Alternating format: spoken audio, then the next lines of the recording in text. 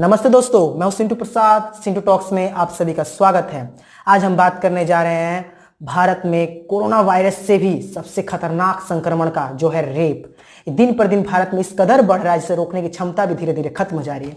हम भारत के किस राज्य की बात ना करें, हर राज्य में आज रेप हो रहा है। वो चाहे मध्य प्रदेश हो, चाहे पश्चिम बंगाल का कैलकाटा हो, चाहे क्यों ना दिल्ली हो। दिल्ली में तो 4 तारीख ही यानी रक्षाबंधन के पहले दिन ही रेप किया गया एक बच्ची का। शर्म आनी चाहिए। एक दिन रक्षाबंधन मनाते, दूसरे दिन किसी और भाई बहन का जाकर रेप करते हैं। क्या यही संस्कृति है भारत की? भारत की संस्कृति में बड़े अक्षरों में लिखा गया है कि ये करना चाहिए, पर उसे क्या संपूर्ण रूप में हम लोग मानते हैं? ऐसा नहीं मानते हैं। हम लोग कई देवियों की पूजा करते हैं। भारत में सबसे ज्यादा देवियों की पूजा की जाती है, चाहे वो वैष्णो माता हो, चाहे वो काली माता हो, चाहे वो जगदम्बे माता हो। बहुत देवियां हैं, सबकी पूजा करते हैं। क्या वास्तव में उन देवी की उपासना हम करते हैं?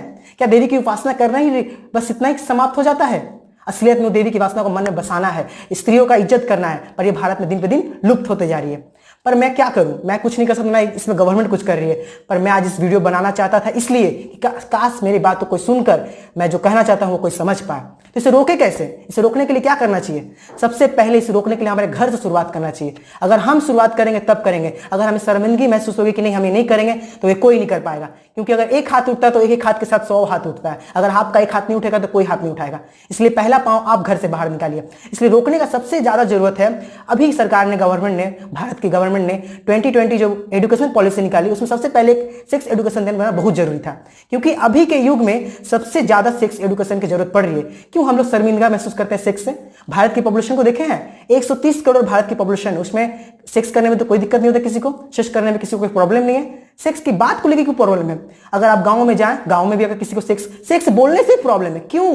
सेक्स करने से तो आपको दिक्कत नहीं है, पर हमें सेक्स बोलने से प्रॉब्लम है। यही प्रॉब्लम ले जाके एक लड़की की हत्या कराती है, एक लड़की की रेप का कारण बनता है यही प्रॉब्लम। अगर इस प्रॉब्लम को सॉल्व कर दे तो आज इस रेप की संख्या कम होगी। तो इसके लिए हमें घर में हमारे बच्चों को टच सिखाना होगा। सही टच क्या है, गलत टच क्या है, उसे छोटे एज से सिखाना होगा कि बाबू ये तुम्हारा गलत टच है, ये तुम्हारा सही टच है। इसको आपको घर से सिखाना होगा। बराबरी आपको घर से शुरुआत करना होगा, तब जाके रेप की संख्या कम सकती है। दूसरा प्रॉब्लम, पीरियड्स को लोग बहुत खराब बोलते हैं। क्यों पीरियड्स को क्यों खराब बोलते हैं? लड़कियों को प्रॉब्लम है। कब तक हम मेडिकल शॉप में लड़कियां जाएंगी और कागज में मोड़कर पीरियड्स के पैड को घर लेके आएंगे? क्यों? उसे क्यों खुलेआम लाने नहीं दिया जाता है? इसका भी हम लोग का जवाब नहीं है। और इस संस्कृति भारत की ऐसे बनती जा रही है कि ये चली जा रही है। चलिए, इसको रोकने का कोई कारण नहीं महसूस पड़ रहा, पर इसमें कोई गलती नहीं। अगर वो एक लड़की पीरियड्स का पैड खरीदने जा रही है शॉप में, तो दिखा के भी ला सकती है, इसमें कोई दिक्कत नहीं है। पर कहीं ना कहीं सबको शर्मिंदगी महसूस होती है, इसे भी हमें रोकना होगा। और तीसरा सबसे ज्यादा इंपॉर्टेंट मुझे लगता है भारत का स्ट्रॉन्ग लॉ। क्योंकि भारत का जो लॉ है वो बहुत कमजोर है। हमारे कॉन्स्टिट्यूशन में तो साफ तौर पर लिखा गया कि फ्रीडम है, ये है, पर इस फ्रीडम का शायद कुछ लोग गलत उपयोग कर रहे हैं। इस फ्रीडम को शायद सही तौर पर नहीं समझे। तो समझाने के लिए भारत की कॉन्स्टिट्यूशन के ढांचे को फिर से एक बदलना होगा, तब जाके लोग सुधरेंगे। पर हमारे यहाँ की गवर्नमेंट इस पर ध्यान नहीं दे रही है। और उल्टा क्या करेंगे गवर्नमेंट यहाँ की? एक पार्टी अगर जैसे कि आप देख लीजिए, हाल ही में जो 4 तारीख के बाद जो रेप हुआ दिल्ली में, वहां केजरीवाल रेपिस्ट के जो रेप केस जो जिसके साथ रेप अटेंड हुआ उसके परिवार के साथ मिलने गए, तो बाहर दूसरे पार्टी के दल केजरीवाल पे सवाल उठा रहे हैं। अरे भाई, केजरीवाल पे सवाल उठाकर तुम्हें क्या मिलेगा? कुछ ऐसा करो जो रेपिस्ट को खत्म करने का कुछ ऐसा उपाय करो। पार्टी क्या कर रही है? एक पार्टी दूसरे पे गुलाब उछाल रही है, एक पार्टी दूसरे पे उछाल रही है। क्या इससे रेपिस्ट कम जाएंगे? इससे रेपिस्ट नहीं कमेंगे। इससे रेपिस्ट को मन बढ़ावा मिलेगा कि यार ये तो आपस में लड़ रहे हैं, हमें क्या, हम अपना काम करेंगे। इससे कुछ नहीं होने वाला। इसलिए भारत के कॉन्स्टिट्यूशन में लॉ को, ढांचे को इतना स्ट्रांग बनाना होगा कि अगर कोई रेप करने जाए तो उसके रोंगटे खड़ी हो जाए। उसके लिए ऐसा एक लॉ बनाना होगा कि रेप का सपना भी मन में ना ख्याल आए। आप कुछ दिन में देख सकते हैं प्रियंका रेड्डी के साथ जो रेप हुआ, उसका भी यही हाल हुआ। बेचारी एक डॉक्टर थी, उसके साथ ही रेप किया गया। जो मनुष्य का इलाज करी, जिसका कितना जन का इलाज करी, उसके साथ ये दुर्नैतिक घटना हुआ। निर्भया कांड तो सबको याद होगा, क्योंकि मीडिया ने इसे इतना बड़ा बनाया है कि मैं क्या बताऊं।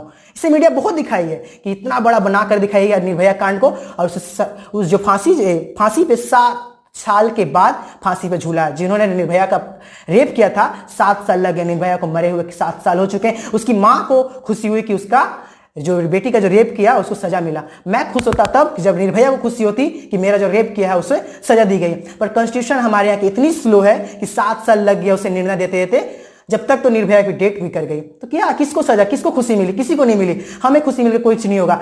आज एक रेप होता है तो हम एक मोमबत्ती लेते हैं और रास्ते में निकल जाते हैं। उससे क्या रेपिस्ट कम जाएंगे? मोमबत्ती लेंगे, 2 मिनट का मौन रखें, घर में जाकर चादर रख के सो जाएंगे, इसी का ही सो खत्म।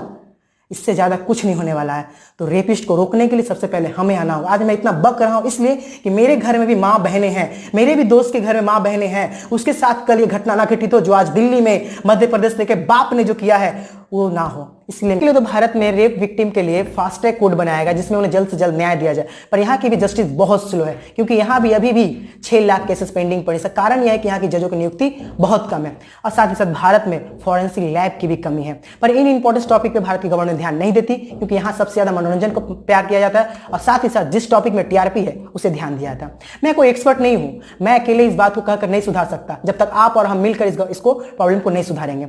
अगर आपके आसपास भी ऐसा कुछ घटित हो रहा है तो डायल कीजिए 1091। और अगर आपको इस प्रॉब्लम को सॉल्व करने में कुछ अच्छे आइडियाज है तो कमेंट बॉक्स में जरूर मुझे लिखकर बताइए। Can we make rape free India? Can we?